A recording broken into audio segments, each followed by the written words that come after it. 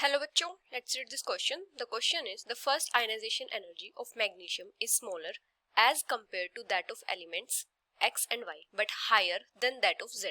The elements X, Y and Z respectively are. And the options are chlorine, lithium and sodium, argon, lithium and sodium, argon, chlorine and sodium, neon, sodium and chlorine. तो यहाँ पे हमारा की concept क्या हो जाएगा? अगर हम बात करें आयनाइजेशन एनर्जी, तो आयनाइजेशन एनर्जी क्या होती है? किसी भी आइसोलेटेड गैसियस एटम से उसके जो मोस्ट लूजली बाउंड इलेक्ट्रॉन्स होते हैं, मतलब उसके आउटर मोस्ट शेल से इलेक्ट्रॉन्स को रिमूव करवाने के लिए जो मिनिमम अमाउंट ऑफ एनर्जी की रिक्वायरमेंट होती है, उसको हम बोलते हैं ionisation energy. The minimum amount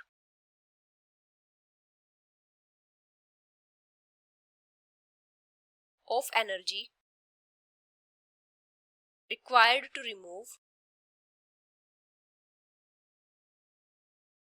most loosely bound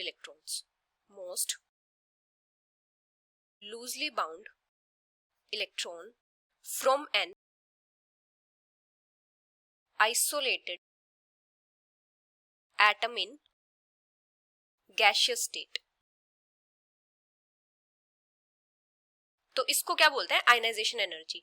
जैसे हमारे पास ये कोई भी एटम है, इसकी आइसोलेटेड गैसियस स्टेट में, तो यहाँ पे हम एनर्जी प्रोवाइड करेंगे, तो यहाँ पे क्या हो जाएगा? मोनोवेलेंट पॉजिटिव आयन फॉर्म होगा और एक इलेक्ट्रॉन रिमूव हो जाएगा. तो ये जो एनर्जी होगी, ये क्या होगी? Ionisation energy. और आइसोलेटेड गैसियस स्टेट से एक इलेक्ट्रॉन को रिमूव करवाने में जो मिनिमम अमाउंट ऑफ एनर्जी की रिक्वायरमेंट होती है, उसको बोलते हैं फर्स्ट आयनाइजेशन एनर्जी. तो इन्होंने यहाँ पे क्या बोला है कि मैग्नीशियम की जो आयनाइजेशन एनर्जी है फर्स्ट, वो स्मॉलर है एक्स और वाई से, लेकिन हायर है जेड से. अभी जो आयनाइजेशन एनर्जी होती है, ये किसके ऊपर डिपेंड करती है? एक तो ये डिपेंड करती है एटम के साइज पे, एटॉमिक साइज. एटॉमिक साइज जितना ज्यादा होगा, आयनाइजेशन एनर्जी उतनी ही कम होगी. क्योंकि यहाँ पे क्या होगा? जितना ज्यादा एटम होगा, आउटर मोस्ट शेल के इलेक्ट्रॉन्स उतना ही ज्यादा दूर होंगे न्यूक्लियस से, और वहां पे कम फोर्स ऑफ अट्रैक्शन होगी, जिससे न्यूक्लियस उनको अट्रैक्ट करेगा. तो यहाँ पे इलेक्ट्रॉन्स को रिमूव करवाना इजी होगा, इसलिए यहाँ पे जो आयनाइजेशन एनर्जी होगी वो कम होगी. तो larger the atomic size, smaller is the value of ionisation energy. एक डिपेंड करती है ये न्यूक्लियर चार्ज पे. न्यूक्लियर चार्ज जितना ज्यादा होगा, उतनी ही ज्यादा वैल्यू होगी आयनाइजेशन एनर्जी की. क्योंकि जितना ज्यादा न्यूक्लियर चार्ज होगा, वहां पे क्या होगा? उतना ही ज्यादा आउटर मोस्ट शेल के इलेक्ट्रॉन्स अट्रैक्टेड होंगे न्यूक्लियस से. मतलब न्यूक्लियस उनको ज्यादा फोर्स ऑफ अट्रैक्शन के साथ अट्रैक्ट करेगा अपने टुवर्ड्स, तो वहां पे इलेक्ट्रॉन को रिमूव करवाने के लिए ज्यादा एनर्जी की रिक्वायरमेंट होगी. तो न्यूक्लियर चार्ज जितना ज्यादा होगा, उतनी ही ज्यादा आयनाइजेशन एनर्जी होगी.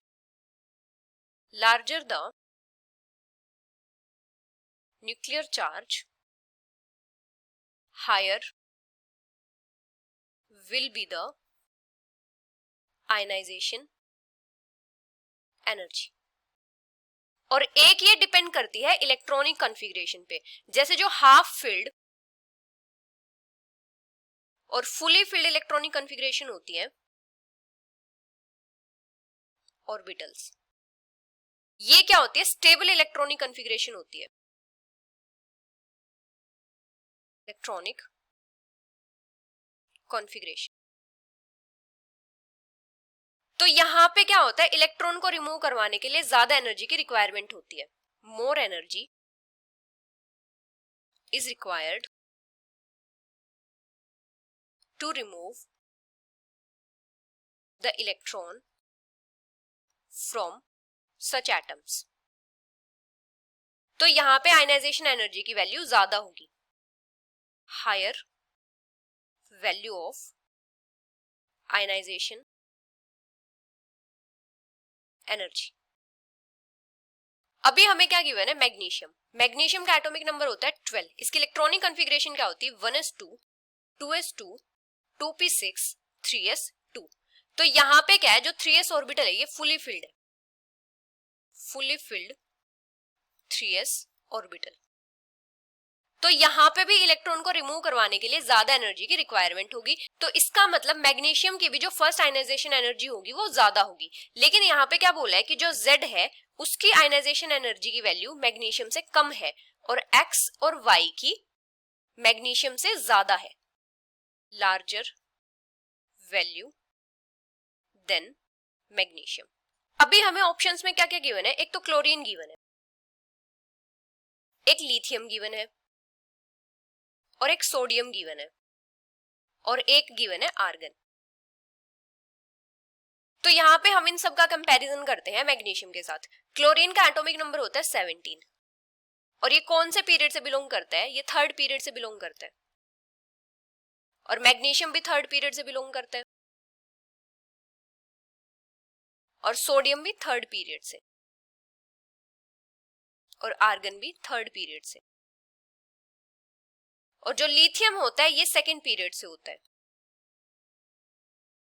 तो अभी क्या होता है, जब भी हम किसी पीरियड में लेफ्ट से राइट जाते हैं तो जो एटॉमिक साइज होता है वो डिक्रीज करता है, जिसकी वजह से क्या होता है, जो आउटर मोस्ट शेल के इलेक्ट्रॉन्स होते हैं वो न्यूक्लियस के साथ ज्यादा स्ट्रांगली अट्रैक्टेड रहते हैं, तो वहां पे उनको रिमूव करवाना इजी नहीं होता, वहां पे ज्यादा एनर्जी की रिक्वायरमेंट होती है। तो इसीलिए जब हम लेफ्ट से राइट जाते हैं किसी भी पीरियड में तो आयनाइजेशन एनर्जी इंक्रीज करती है। From left to right in a period ionisation energy increases, क्योंकि यहां पे क्या होता है, एटॉमिक साइज डिक्रीज करता है और न्यूक्लियर चार्ज इंक्रीज करता है। तो यहां से इलेक्ट्रॉन रिमूव करवाना इजी नहीं होता। अभी सेम पीरियड से कौन कौन है, magnesium, chlorine, sodium and argon. तो जब हम लेफ्ट से राइट जाएंगे तो एटॉमिक साइज डिक्रीज करेगा, तो इसका मतलब यहाँ पे सोडियम की तो सबसे कम होगी, इसके बाद होगी मैग्नीशियम की, मैग्नीशियम से ज्यादा आयनाइजेशन एनर्जी होगी क्लोरीन की और क्लोरीन से ज्यादा होगी आर्गन की। ये बिलोंग करता है 18th ग्रुप से और इसका एटॉमिक नंबर क्या होता है, 18 होता है। इसकी क्या होती है, फुली फिल्ड इलेक्ट्रॉनिक कॉन्फ़िगरेशन होती है। इसकी इलेक्ट्रॉनिक कॉन्फ़िगरेशन क्या होती है, 1s2 2s2 2p6 3s2 3p6। ये क्या होती है, नोबल गैस होती है, नोबल गैस कॉन्फ़िगरेशन। तो यहां से तो इलेक्ट्रॉन को रिमूव करवाने में बहुत ही ज्यादा एनर्जी की रिक्वायरमेंट होगी, तो इसीलिए इन चारों में सबसे ज्यादा आयनाइजेशन एनर्जी की वैल्यू किसकी होती है, आर्गन की होती है।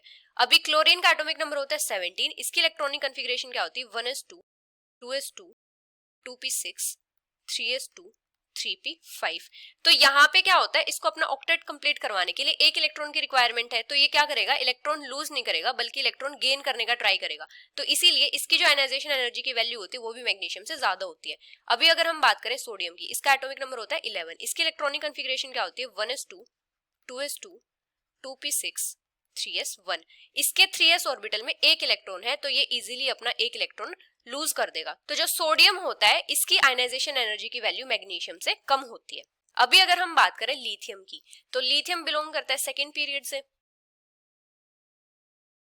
और इसका एटॉमिक नंबर होता है 3। इसकी इलेक्ट्रॉनिक कॉन्फ़िगरेशन क्या होती है, 1s2 2s1। तो इसका भी जो 2s ऑर्बिटल है उसमें एक इलेक्ट्रॉन है, तो ये भी क्या करेगा, अपना एक इलेक्ट्रॉन इजीली लूज कर देगा, मतलब मैग्नीशियम के कंपैरिजन में इजीली लूज कर देगा।